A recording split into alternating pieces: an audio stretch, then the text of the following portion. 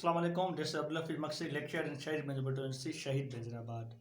तो अपने स्टूडेंट्स के लिए ये मेरा पांचवा लेक्चर है। तो इस वाले से ये कोई जनरल कोई और भी यूट्यूब में सुन सकता है। तो ये पांचवा लेक्चर है। ये लेक्चर है हमारा अकाउंटिंग चैप्टर 1 का। तो इसमें यह है कि अकाउंटिंग की नीड क्यों पड़ी, क्या वजह है अकाउंटिंग की ज़रूरत पड़ी, अकाउंटिंग का पर्पस क्या है, स्कोप क्या है, ऑब्जेक्टिव क्या है, एडवांटेजेस क्या है, इस पर हम पढ़ेंगे। अकाउंटिंग की नीड क्यों पड़ी? नीड अकाउंटिंग की इसलिए पड़ी कि बिजनेस चल रहा था। जो भी बिजनेस है, जब से दुनिया बनी बिजनेस हुई, मैनेजमेंट हुई। मैनेजमेंट की मिसाल भी बहुत सौ साल पुराने दी जाते हैं कि जब ये पैरामिड बने या बहुत सारी चीज़ें बनी पुराने दौर में, तो मैनेजमेंट था। जब बिजनेस था, मैनेजमेंट था, तो उस वक्त अकाउंटिंग की ज़रूरत इसलिए पड़ी कि हर बिजनेसमैन, हर एंटरप्रेन्योर ये चाहता था कि वो जो भी उसके बिजनेस के असासे हैं, उसको पता चले कि उसके पास कितने असासे हैं, उसके पास कितने एसेट हैं, उसके ऊपर लाइबिलिटी कितनी है, उसके ऊपर कर्जा कितना है, उसके बिजनेस में क्या हो रहा है, उसके बिजनेस कैसा चल रहा है, प्रॉफिट में जा रहा है, लॉस में जा रहा है, डेली एक्टिविटी क्या हो रही है, एक एक रुपये उसका कहाँ जा रहा है, वो अगरचे नहीं बैठ रहा है, कहीं घर गया है, कहीं शॉप पे नहीं है, शॉप पे किसी और को बिठाया हुआ है, किसी और को इन्वेस्टमेंट दे रखी है, यहाँ पार्टनर्स उसके हैं। जब उसका बिजनेस चल रहा है तो उसको पता कैसे चलेगा कि बिजनेस कैसा चल रहा है, प्रॉफिट में चल रहा है, लॉस में चल रहा है, बिजनेस कहाँ पर स्टैंड है। तो इस वाले से नीड पड़ी अकाउंटिंग की कि ताकि बिजनेसमैन को पता चले कि उसका बिजनेस कहाँ स्टैंड है, कितना स्टैंड है, प्रॉफिट में है, लॉस में है। तो इस वाले से नीड पड़ी। नीड जब इसलिए भी पड़ी कि हर बिजनेस में चाहता था कि मैक्सिमाइज प्रॉफिट मैक्सिमाइज करने के लिए उसको हिसाब किताब रखना लाजमी है। कुछ हिसाब अगर पता चलेगा कि पहले साल मेरा यहाँ पर मैं हूँ, दूसरे साल यहाँ पर हूँ, तीसरे साल यहाँ पर हूँ, ताकि वो फिर अपने प्रॉफिट के तरफ जाए। प्रॉफिट कितना हो रहा है, मैक्सिमाइज प्रॉफिट करने के लिए, रिटर्न के लिए भी ये ज़रूरत पड़ी। ये नीड के बाद है, इसका पर्पस क्या है।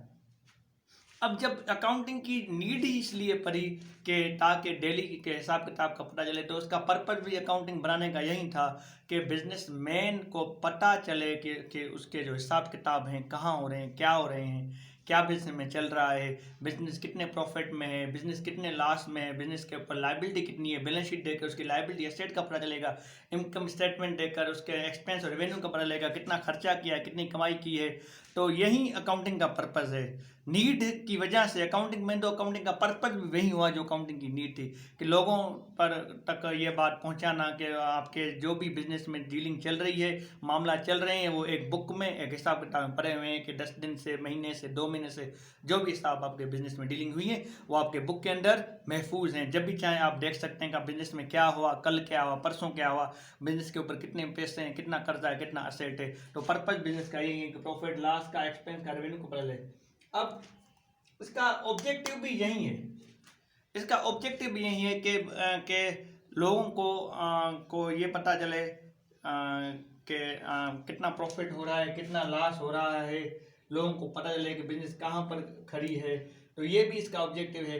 ऑब्जेक्टिव इसका ये है कि मेंटेन करना प्रॉपर रिकॉर्ड, जो भी प्रॉपर रिकॉर्ड है। जाहिर बात है अकाउंटिंग का नीड भी इसलिए पड़ी कि रिकॉर्ड बनाने के लिए, पर्पज नहीं, तो ऑब्जेक्टिव यही हुई कि मेंटेन प्रॉपर रिकॉर्ड और to keep an eye, birds eye, कि पता चले कि जो ना बिजनेस कहाँ चली पर है, कहाँ है, अपने हर एक एक्टिविटी पर हम नज़र रखें।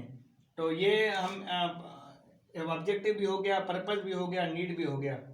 तो ये पर्पज में एक और पॉइंट जो मैं आपसे लोगों को शेयर करना चाहूँगा कि इसमें यह है कि आप बिजनेस का पर्पज भी यही है कि प्रेजेंट को देखकर फ्यूचर का प्लान करें, कि फ्यूचर में हम कहाँ पढ़ें, हम अपने इंफॉर्मेशन के बेस पर अपने फ्यूचर को देखें। अब ये तो था need of accounting, purpose of accounting, और नीड ही जरूरत थी तो पर्पज वही अकाउंटिंग का बना।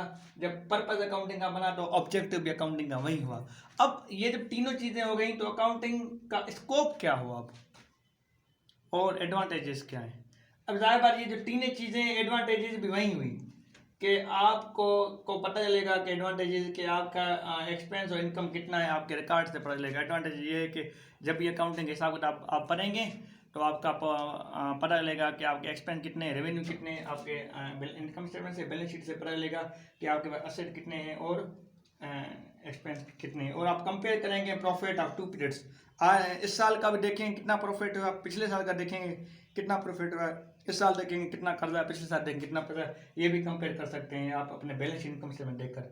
सेटिस्फाई कस्टमर को भी सेटिस्फाई कर सकते हैं अपने को कि आपके इतनी सैलरी है, आपके साथ ये हो रहा है, और तो डेली रेंट मेंटेन हो रहे हैं। अब इसके बाद है हमारा स्कोप भी यही हुआ।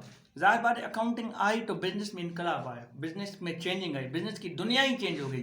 तो दुनिया ये चेंज हो गई, उसका स्कोप ये हुआ कि अब बिजनेस पहले कुछ और था, अकाउंटिंग आने के बाद और हो गया। अकाउंटिंग के बगैर इम्पॉसिबल है इस न्यू सेंचुरी में, 2020 20वीं सेंचुरी में, 21वीं सेंचुरी में, कि आप अपने बिजनेस को चला सकें हर एक लाइफ में। It is essential in every field of life, her field of life. आपके चाहे बिजनेस स्मॉल हो, चाहे लार्ज हो, चाहे गवर्नमेंट का हो, चाहे सेमी गवर्नमेंट हो, चाहे प्राइवेट हो, चाहे अब तो स्टूडेंट्स भी रात को रिकॉल करते हैं कितनी पॉकेट मनी मिली, कितना फ़ायदा हुआ, कितना खर्च किया, कितने हम खर्च करेंगे।